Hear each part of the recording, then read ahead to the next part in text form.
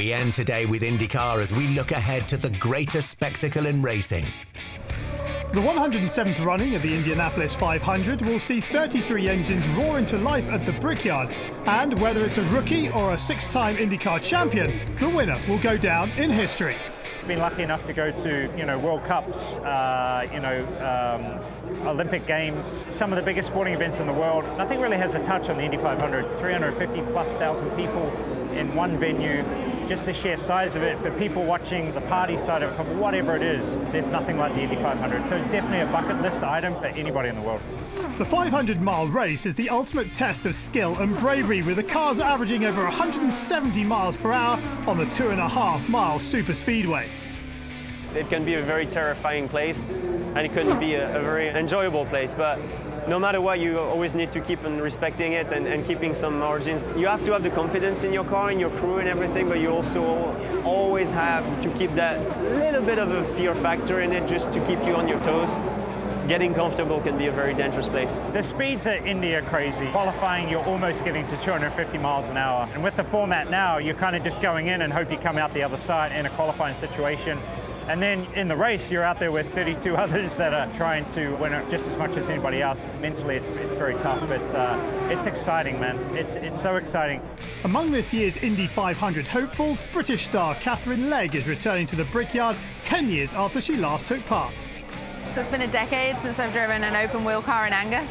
And 10 years since I've been in Indy. And I can tell you now that driving a good car at Indy is way easier than driving a bad car at Indy. The guys at the back are having a way harder day, trust me. And I'm just super fortunate to be given this opportunity. I'm going to have amazing teammates, amazing team, and I'm super thrilled and excited. I hope that come May, I channel my 10 years ago self and can do some pretty special things. Indy can be perilous, of course. Sebastian Bourdais' first 500 in 2005 saw teammate Bruno Junqueira's season ended in a frightening accident. It was my very first super-speedway race, so it was a very steep learning curve, but we had some great cars.